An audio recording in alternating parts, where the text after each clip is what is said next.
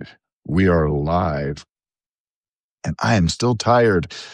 Hey, everyone. Welcome to my little live chat. I see some, hey, Howard, Kim, Clark. Good to see you guys. Little, little ragged from staying up last night. Great game. Great, great game if you like baseball. If you didn't like baseball, then whatever. But it's all good. Today, just wanted to have a little hangout, talk a little bit about just sort of my little journey into the current gear that I'm using, because we like to talk about gear. We're photographers or gearheads, and whatever. So my first camera, I ever had was this Kodak 110 camera, and this is actually a strip of four shots, four negatives from that back in that day. Tiny little thing, used the cartridge, but I was in like second grade or something, so it was great. The photo quality was pretty much awful, but I had a camera, so that was cool. And later I was able to get a real camera, 35 millimeter Nikon camera. And I shot Nikon all the way up until pretty much the end of 2023, since 1987, 86, I think, when I got that camera. So goes back a long way. And so in 2023, I made this decision to switch systems, which is something that no smart photographer really ever does. Anybody who switches systems will give you a bunch of excuses as to, oh, well, this is better, that's been it. No. Most of the time when you see big name guys switching systems, it's because they've been given some money to do so, especially the big names. And there's nothing wrong with that. It's all good. It's just that's how it works sometimes. But when you're buying your gear with your own money, whether you're a hobbyist, enthusiast, professional, whatever, you have to make decisions. And things started changing when I went over to mirrorless. And mirrorless cameras actually came out like in the very first mirrorless camera was the actually Micro Four Thirds, which I'll talk about a little later, but came out in 2008 is when the Micro Four Thirds came around. I'll talk more about that a little bit later. So the idea at the time when we were talking about, oh, what about these mirrorless cameras? That was a new thing. Was, well, you could potentially make the cameras smaller and lighter and faster and all this stuff. And since then, the big names, Canon, Nikon, and Sony, they all kind of went in a different direction when it comes to their format. They went with the 35 millimeter format. Their cameras, in some cases, and the lenses got bigger. Not true all the way around, but at least in the case of Nikon, things that started off kind of small suddenly started getting kind of big. I've got one Nikon lens left, which I bought used. This is a gem. This is the thing is built like a tank. I mean, but it's small. This is a 105. It's 105 millimeter. It's the f2.5, and this is a legendary portrait lens. Okay, absolutely legendary. This is the lens that Steve McCurry used to photograph Afghan Girl, or a variant of this. I mean, this is bread and butter. I mean, it's wonderful. It's awesome, right? Aperture rings, the whole thing. But the current 105 millimeter portrait lens is a lot larger. I'm going to look it up right now. Nikon makes a 105. Well, it's a macro lens, and it's a tank. It's 1.4 pounds. Okay, And the 105 1.4 f mount lens is also even bigger than that. It's over 2 pounds. And so some of these designs were just getting really big. And I want to just point out something like, um, what I do is when I'm leading workshops or photo safaris, they tend to be in one of two major categories: travel and landscape. I'll put that sort of together, and wildlife shooting, especially bird photography. I really love that. You look at my pictures, you know that I love those. But when I was doing travel, I would usually say to my clients, if you got room in your bag, throw that little 50 millimeter 1.8 prime in there. And, I'm just going to compare. I'm looking at the specs here just pulled up a little comparison. My F mount, so my DSLR 35 millimeter or 50 millimeter prime was 185 grams. That's 6.5 ounces. So basically nothing. It honestly, it was lighter than this, but it wasn't much bigger than this. It was, maybe this tall. When the Nikon Z cameras came out, um, they came out with a wonderful lens, a 50 millimeter f1.8s. I mean, it's freaking sharp. It's awesome. Uh, it weighs 415 grams. So that's far more. And suddenly I wasn't putting it in my bag because it took up too much space. It was too much weight, all these other things. And so I started noticing, what my clients were shooting. And I've said this before. Most of my clients shoot, you know, Nikon or Sony or whatever, but a few of them would switch. They would change systems. And what I saw was sort of two paths. Um, they there were people who switched to Sony mirrorless, and that was because for a long time Nikon did not have a mirrorless system, or at least not a serious one. So there was that, early adopters. And then I saw a lot of my clients switching to either Fuji film cameras or Olympus/OM system cameras. And the reason they did that was because it was smaller and lighter, and they wanted this to save their back and their neck. Because I'll tell you what, it's really cool to show up to a shoot with birds with carrying a 600 millimeter f4 lens. Okay, it's badass. It's awesome, right? But it ain't fun to carry it around.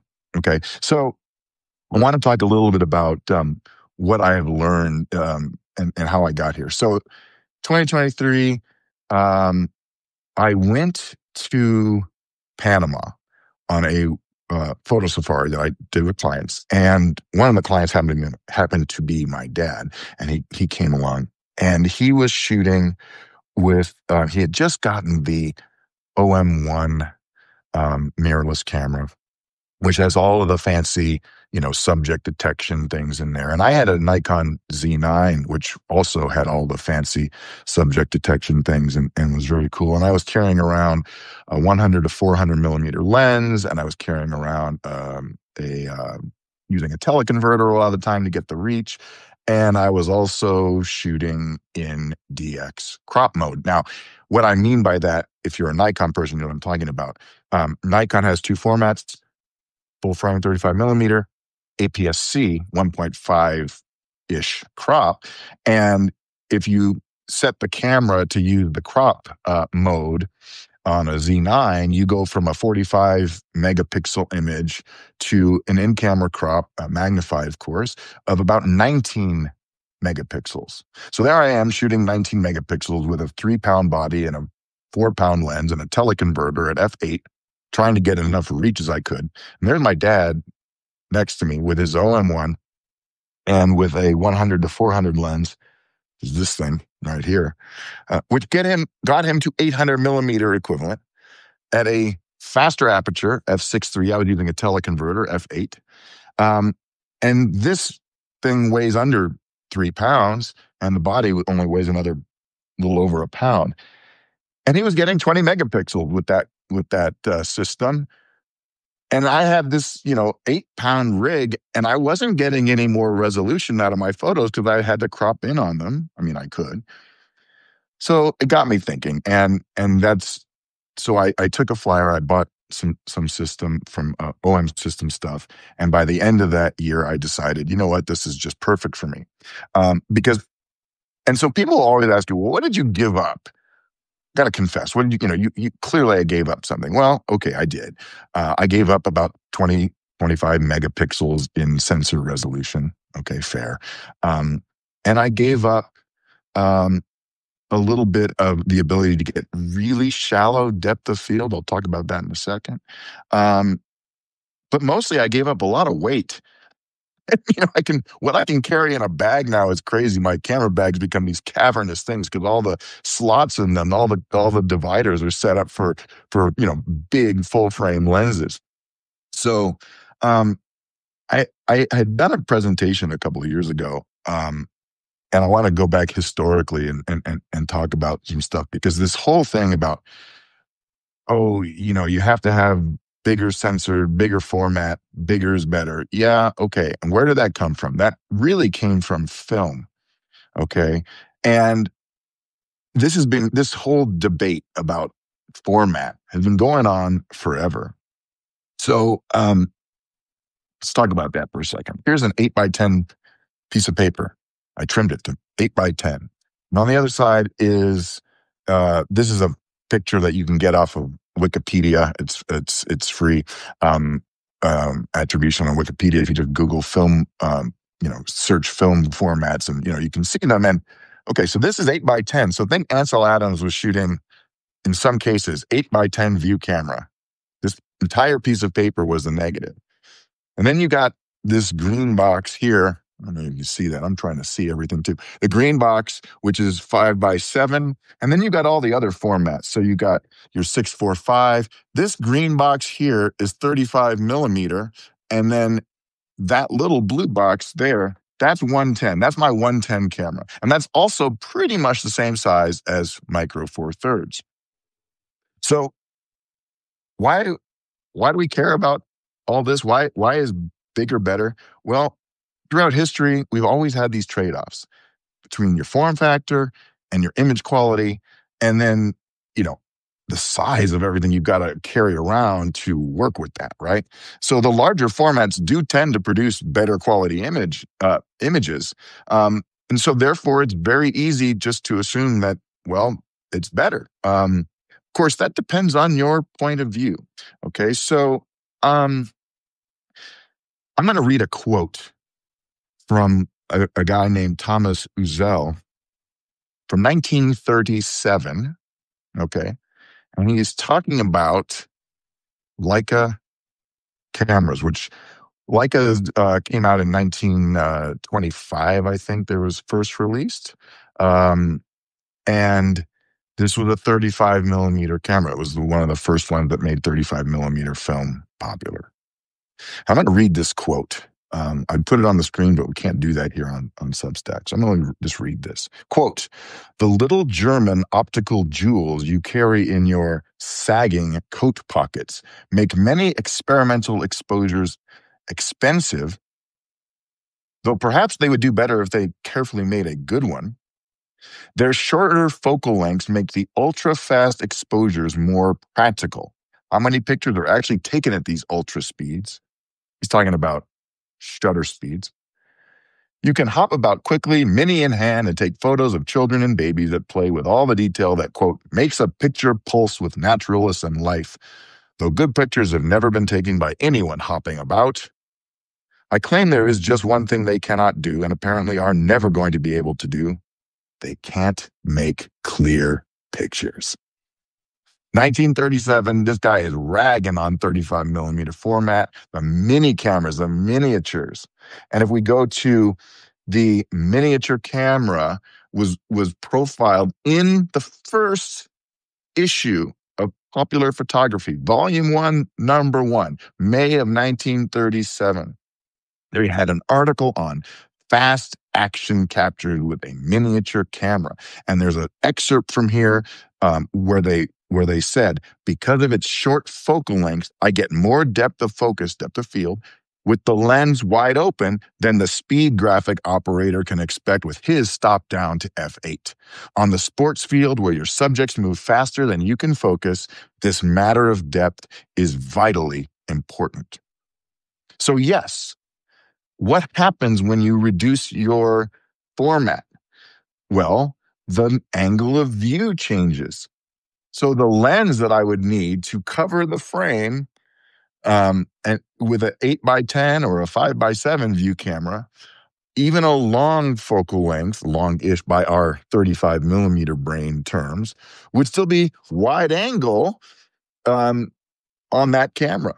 So as you go down in your sensor sizes, the angle of view gets narrower and narrower, and this gives you that effective reach. So a 35 millimeter camera with a 50 millimeter lens, you think of that as a normal lens, all right? A 50 millimeter lens on a view camera would be extremely wide angle.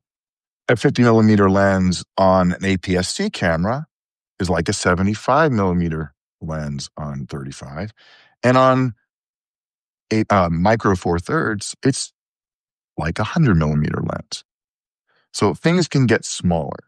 And the key here, and this is the one thing where you have these trade-offs, and you have to remember, how this works, is that the effective depth of field. This is what he was talking about in this Pop Photo article. The shorter focal lengths have effectively greater effective depth of field. And when I say effective depth of field, I'm talking about compared to a different format.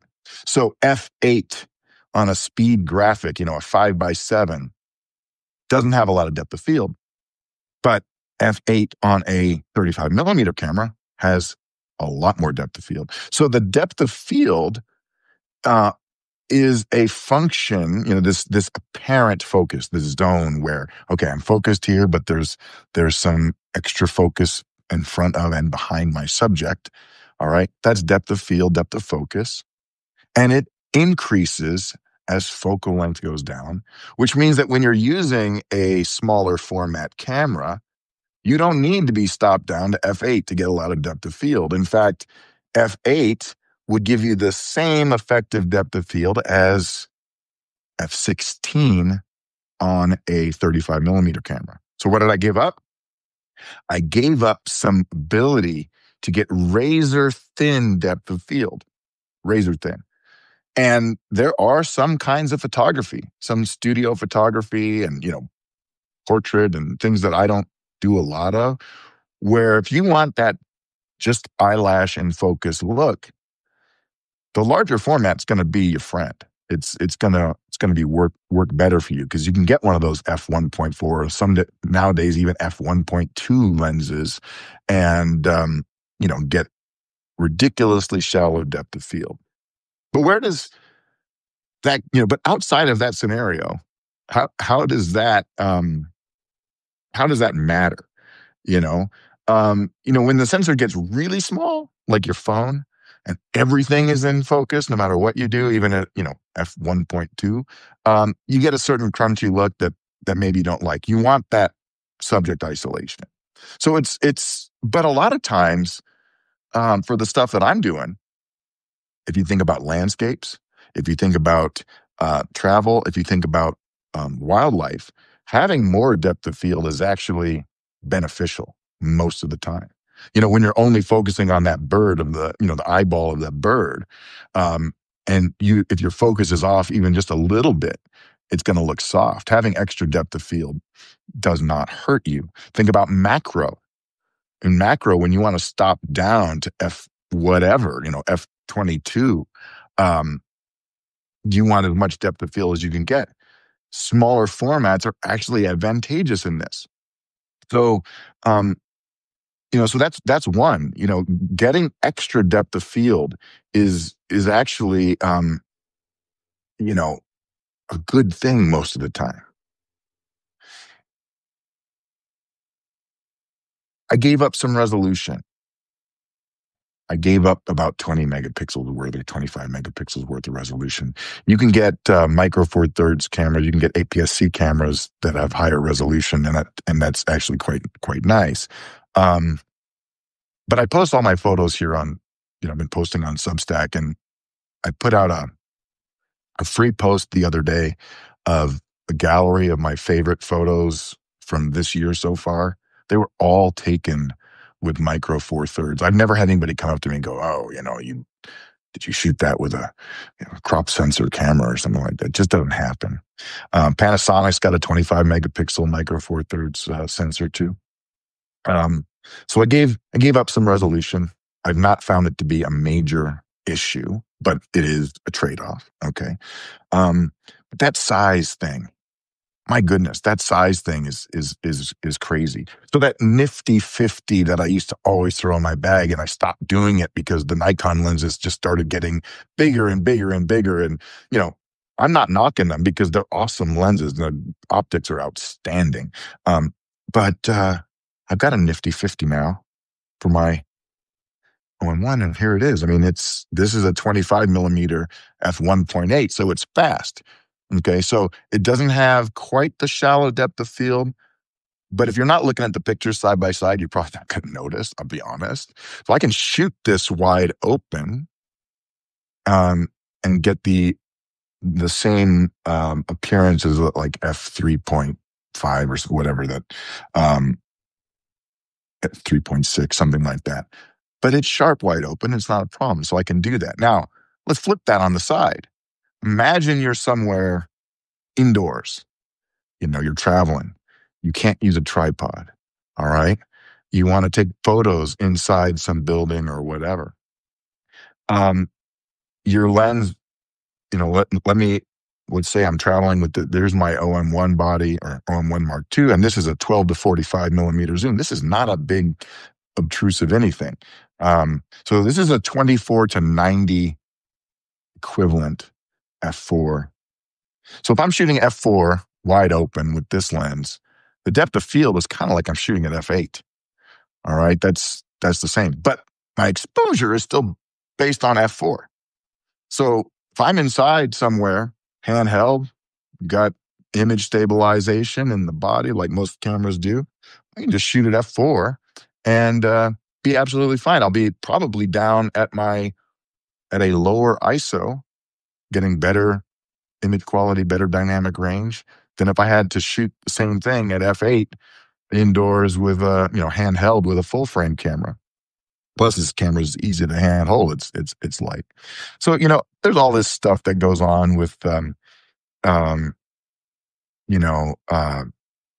the different formats. People want. We can get into it, but it's like, do you have advantages of larger sensors? Yes. Do they present practical problems for a photographer? Like full frame cameras have more. They have more dynamic range, or some of them do. This is true. Okay. But that dynamic range with all cameras decreases with ISO. So unless you're shooting everything at your lowest, base ISO, which for landscapes you can do, that's awesome. Okay. Your dynamic range isn't going to be, radically different. Now, what about the situation where, we're both indoors handheld? Let's consider that for a second. I want to go back and see if I can find. I did a side by side comparison at some point, and I'm looking in my notes to see if I've got it somewhere. But where did that go? It was in here somewhere.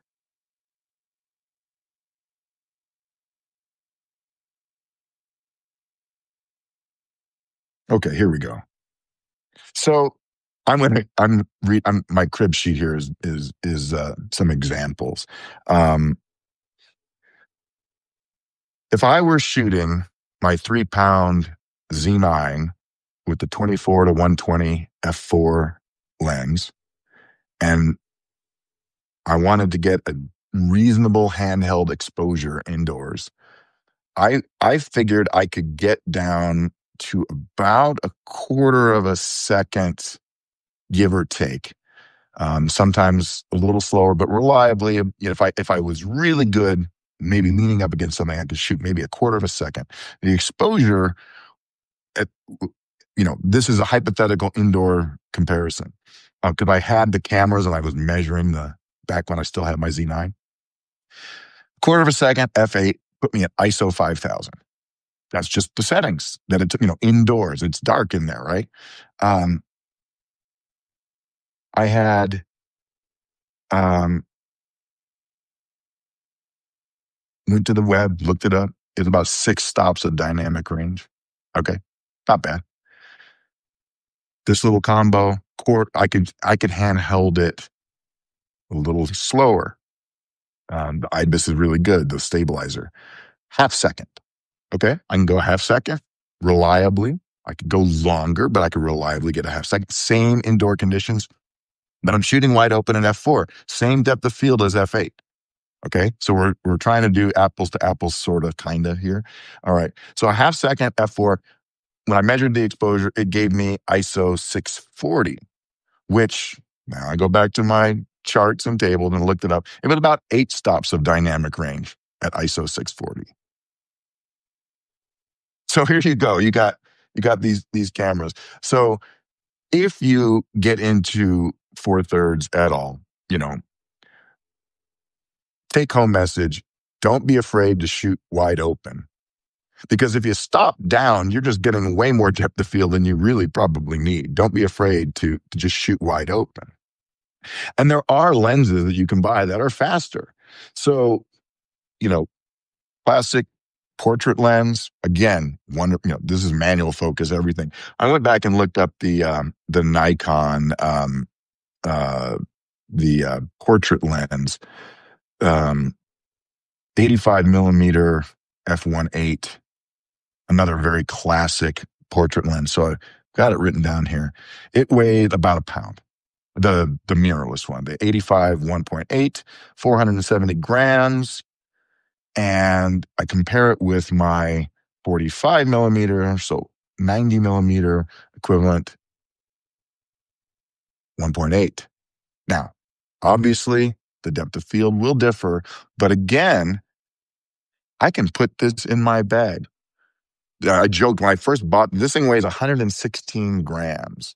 So it's literally a quarter of the weight of my 85 millimeter f1.8 Nikon.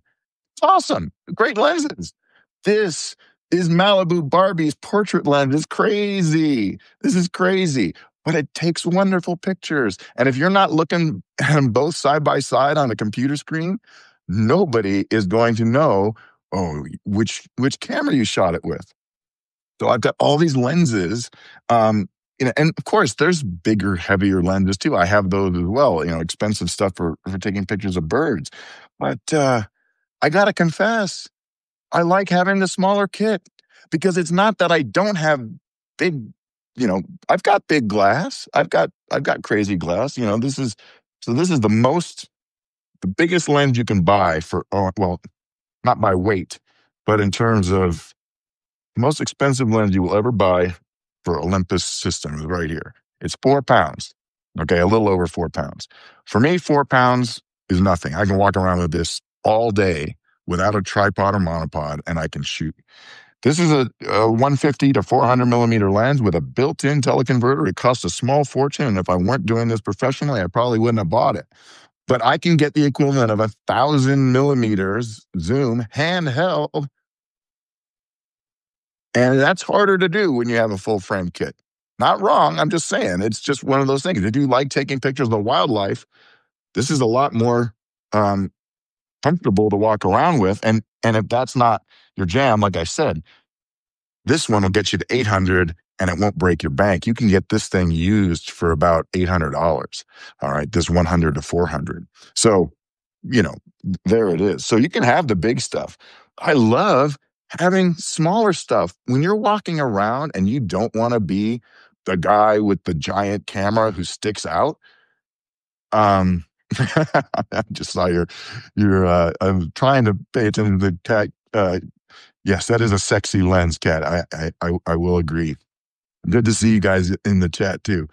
Um, yeah, it's all autofocus stuff. Yeah, everything I'm showing you, other than my old school Nikon manual focus, is all autofocus, stabilized. All the fancy stuff. Yeah. There's millions of ways for photographers to spend money, and justifying a new lens is always a great one.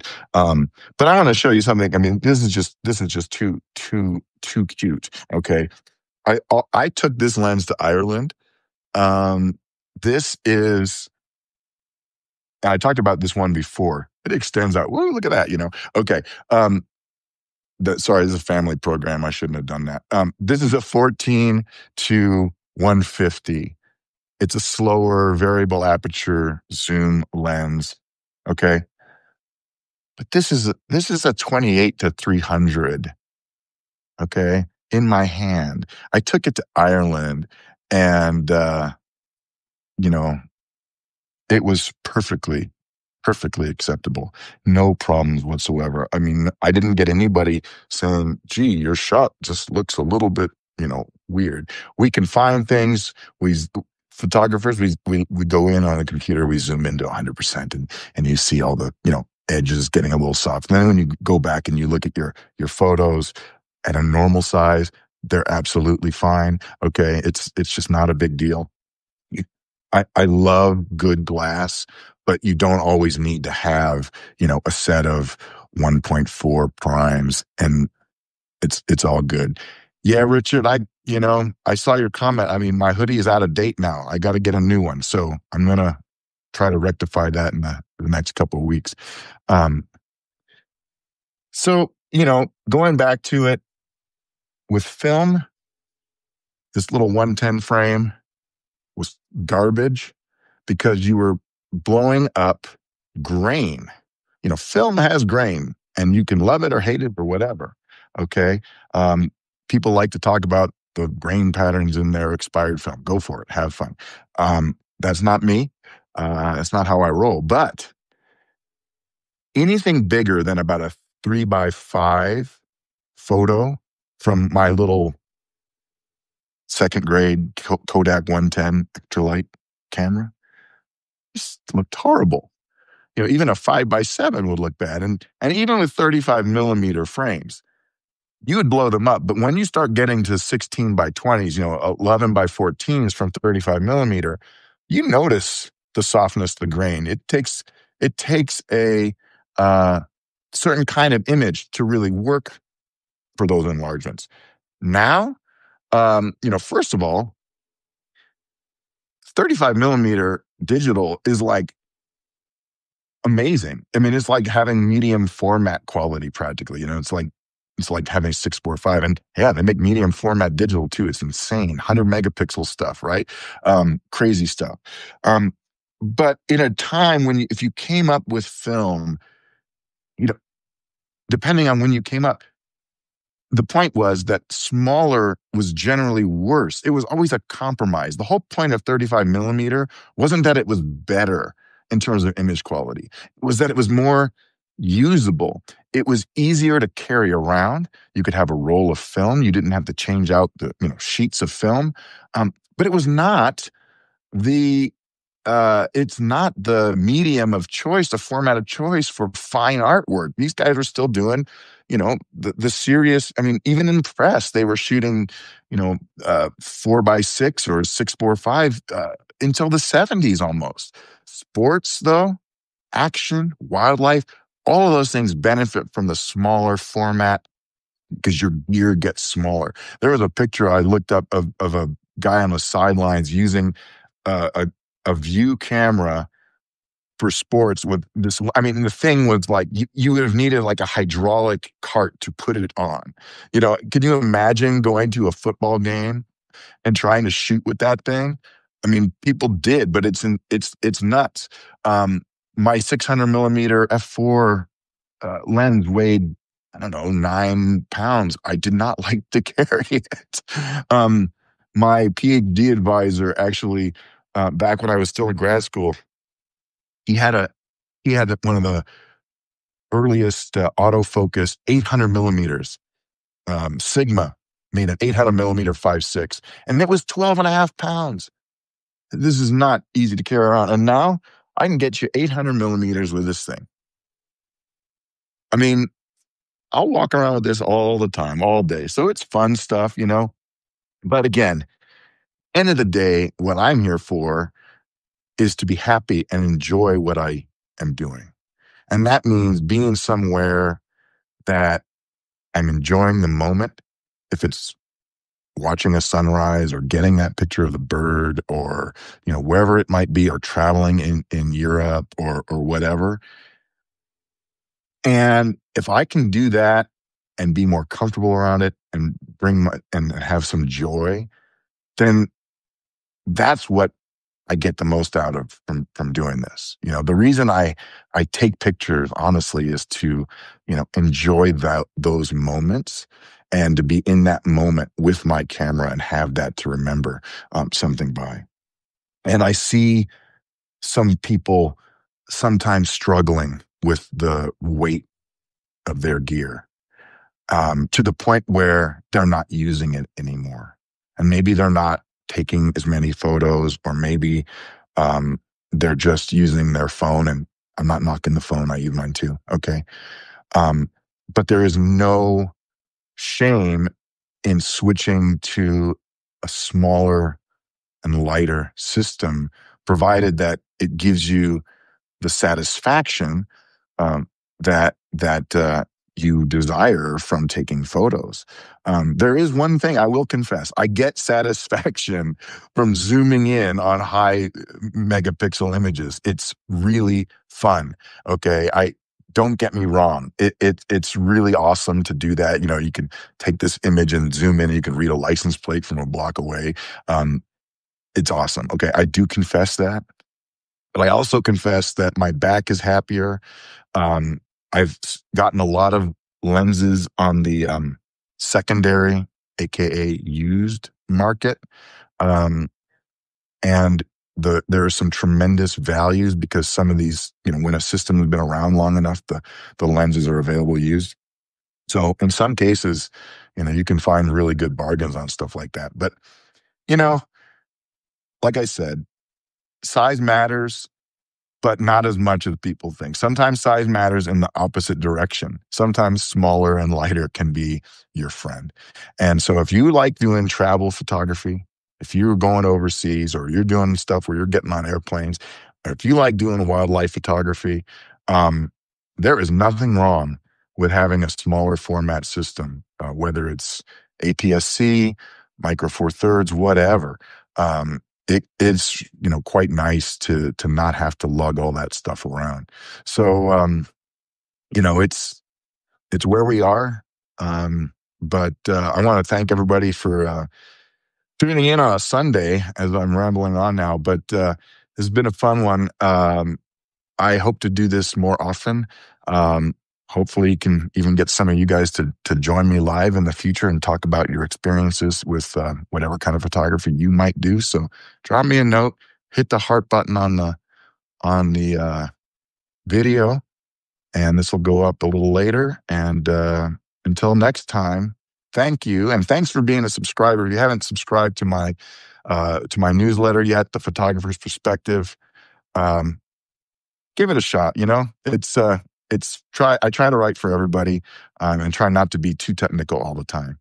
So thanks again, and enjoy your weekend. And I don't know what's the countdown till spring training. I don't know. Take care, everybody.